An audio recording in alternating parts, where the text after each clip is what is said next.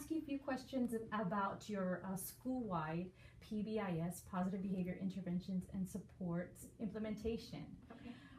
The question that I wanted to begin by asking is, can you tell us a little bit about how you got buy-in? How did you roll out the critical components, such as your vision, such as the expectations of behavior? Well, we're finishing our second year through the training, and so the first year was a lot of the committee, the team, getting that initial training and what needed to be done to accomplish those things. But I think it's critical that I myself am a part of that team, so I get to hear the conversation that's going on with the teachers and what they feel the concerns are. So we're able to address it as a team, and then they're able to take that back as a faculty and address it to their own colleagues to say, what do you think? And get their input and their discussion and buy-in. So it truly has been, even though we're the team, we take it back to the whole group and get their discussion as well. So I think that's been a critical part of the buy-in factor, where they feel like it's their own thoughts and their own ideas that are being rolled out in the plan.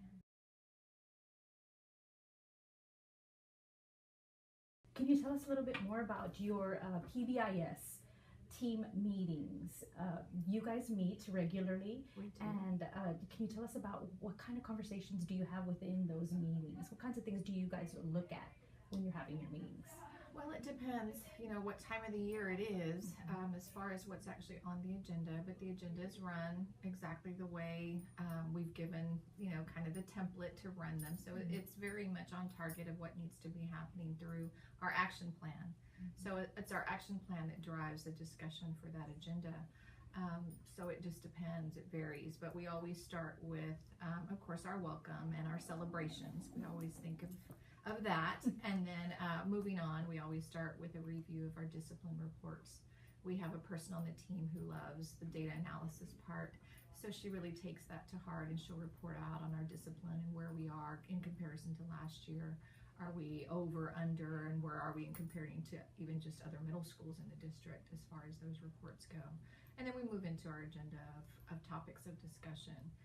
So at this point, that's being our second year, it truly is just trying to get feedback or evaluation systems on what we've already implemented. How are we doing as far as our Warriors Way implementation, our Warriors Way expectations, and the boosters that we have? Is that working? What else can we do to make sure that that's happening? Other than scheduling on the calendar, how can we make sure that's happening? The reward systems that we have in place, it's coming back to say, do we think it's still working? Why wouldn't it be working? Or some teachers, is everybody using it or some not using it?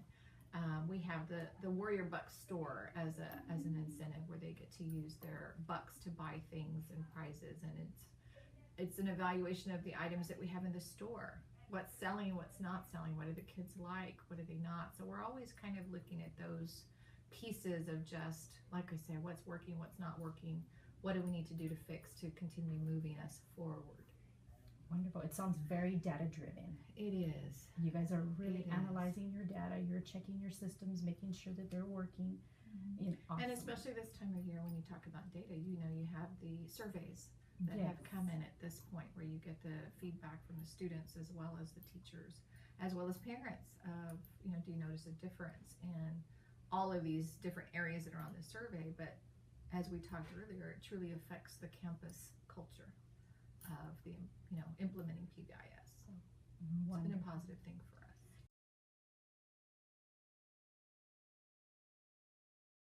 Can you tell us a little bit more about your reinforcement system? What kinds of things do the students get bucks for? On that note, I'm going to kind of move away, but I can show you a little printout so it'll remind me of what we have and what we do, and this may be like for teachers. But we thought of a reward system for kids, starting with the kids in mind. Kids are able to earn what we call the Warrior Bucks for behaviors that the teachers might see, kind of like the caught being good concept. What do we see that they're caught doing the Warriors Way? And so any kind of incentive, they give them a buck. And with those bucks, they're able to buy things at our Warrior store, and we have that open on Wednesdays and Fridays. And we have different kinds of things. We have like a school supply list of things that they might buy, where it's, from pencils to pens to the fun things of the markers and the glitter pens and school pouches and just things that they might need for school related. But then we have some fun things on the other end where it's just different kinds of healthy snacks or different kinds of things they might want. But it's also bigger things that we always look at, whether they're movies and speakers for their iPhones and just different things, incentives that they can save their bucks and eventually save enough to get the bigger, larger prices too. So it's a variety of everything. And then we move that to, okay, now not only do kids need to be rewarded, but oftentimes teachers do too. Teachers need to be recognized for theirs too. And so we call the teachers ones the Haas Hero Bucks, which is what I'm showing you here. But they're able to earn different things for recognizing them for like attending PTAs, attending fine arts performances, athletic events. They tutor without pay a lot. So instead of getting pay as in dollars, real dollars, we're able to give them at least their hero bucks to recognize that they're going the extra mile. So just different ways and different incentives for them, and their prizes consist of, they can trade some in for candy bars, trail mix drinks, or a Blue Jean pass. They love that.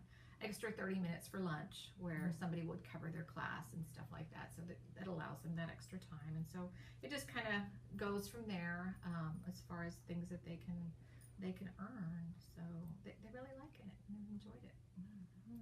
Right. So how do you feel about the climate in your school? Do you see a difference when you started here at Haas? Absolutely. And the nice thing is that not only do I recognize it, I'm told by others who visit my campus that they've seen the before and after as well, and they talk about what a difference they've seen from the last time they were at Haas.